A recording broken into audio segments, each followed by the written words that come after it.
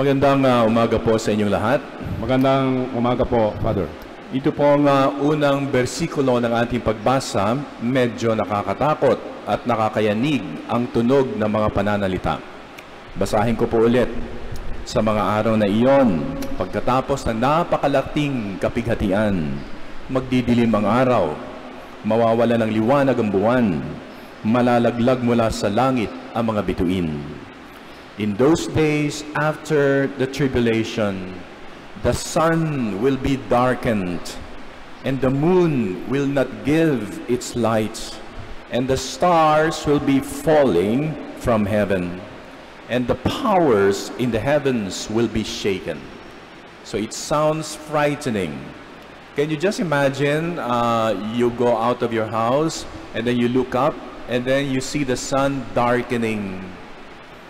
And then at night, you see the moon losing its lights.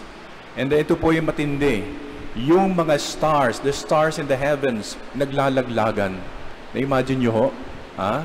Ay talagang very, very frightening po ang images na ito.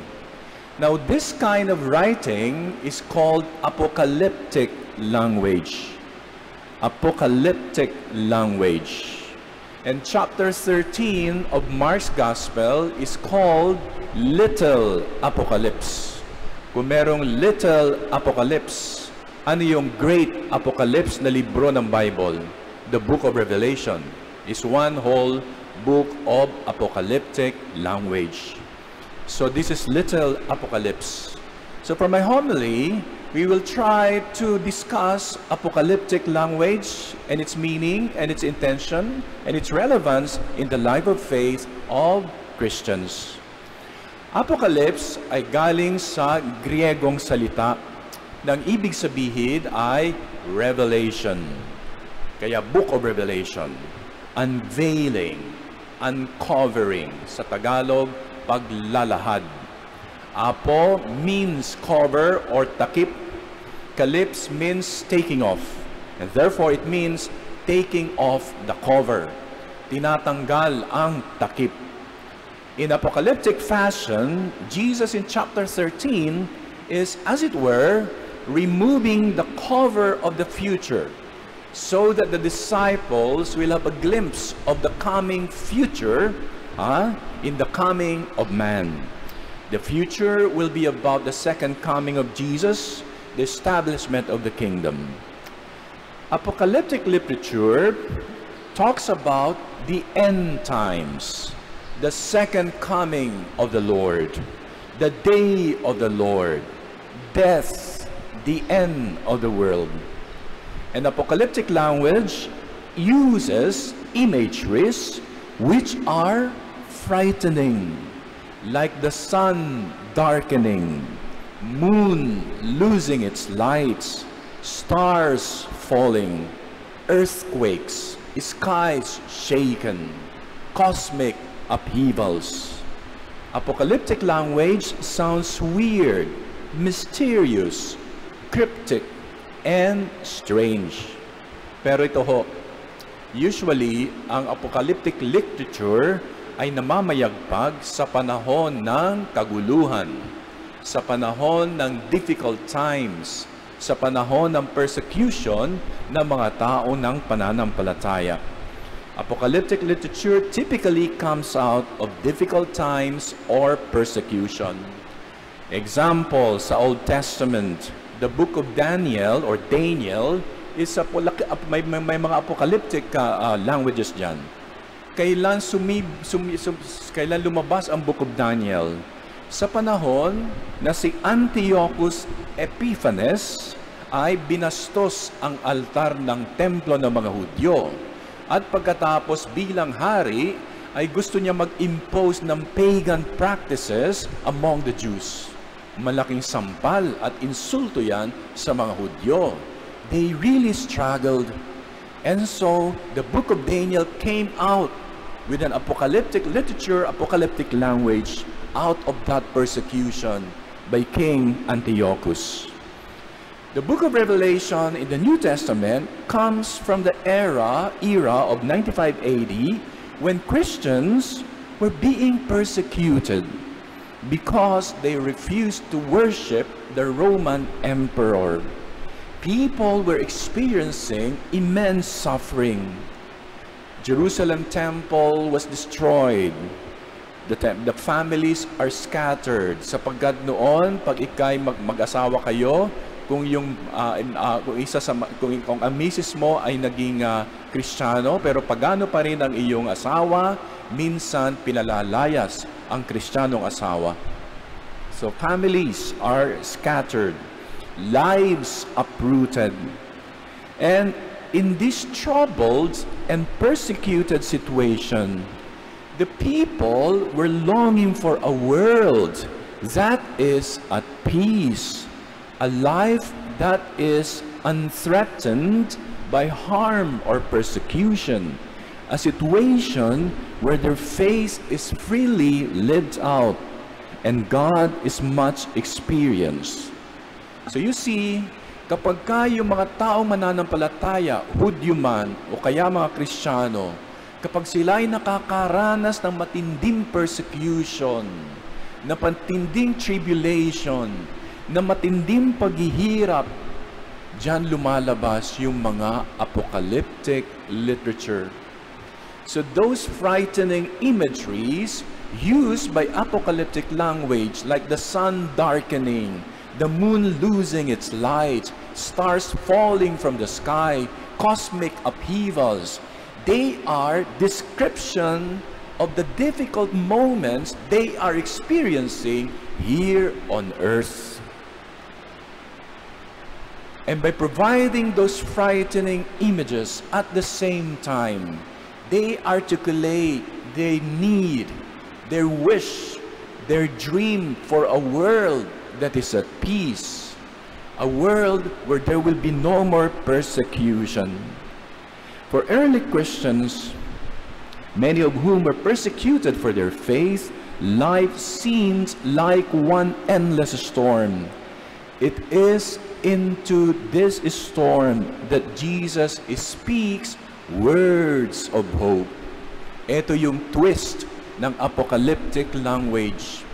Sa gitna ng kaguluhan, may darating na kaayusan. Babasahin ko ho yung verse na binasa ko sa umpisa. Sabi ko, di ba, sa mga araw na iyon, pagkatapos ng mga napakalaking kapighatian, magdidilim ang araw, hindi magliliwanag ang buwan, malalaglag mula sa langit ang mga bituin, at mayayanig ang mga kapangyarihan sa kalawakan. And then, pakinggan ninyo, at makikita ang anak ng tao na nasa alapaap, dumarating na may dakilang kapangyarihan at malaking karangalan. Sa Ingles, ito ang sabi, "Then they will see the Son of Man coming in clouds with great power and glory."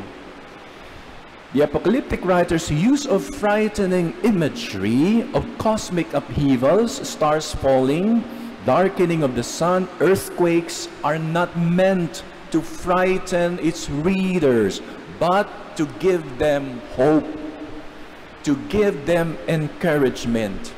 The frightening imagery becomes a background of the coming of the Son of Man, of the coming of hope, of the coming of order, of the coming of victory, of the coming of consolation.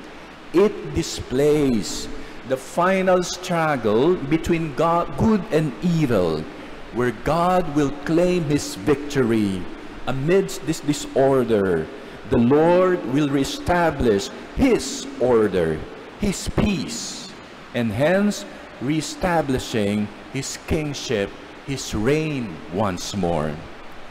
So, apocalyptic literature, whether in Daniel, Revelation, or here in Mark chapter 13, serves to remind God's people that no matter how bleak things seem, the story does not end in destruction or defeats. God's victory is assured. Amidst the chaos and upheaval, God's power will reign supreme. At ito ay nangyayari sa ating kapanahunan, especially sa panahon ng disaster at destruction. Ngayon ho, yung Typhoon Pepito brings news of destruction, uprooted homes and lives.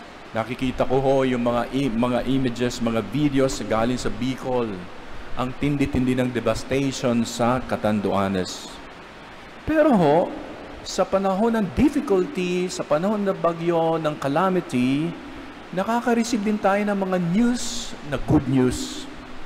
Halimbawa ho, nakita ko sa news, may mga malls.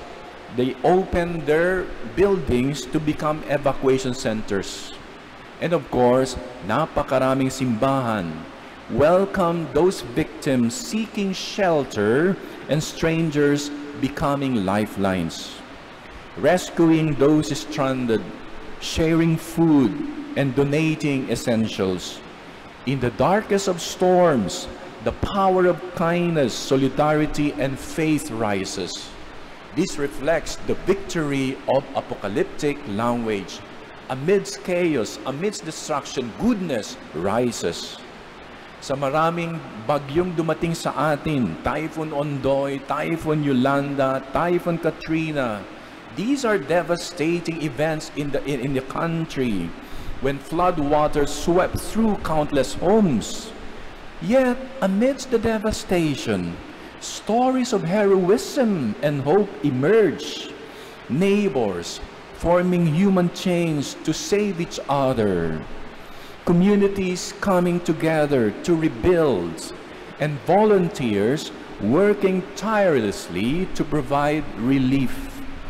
These are moments when God's light shines brightest through His people, reminding us that God and His goodness triumphs even in chaos.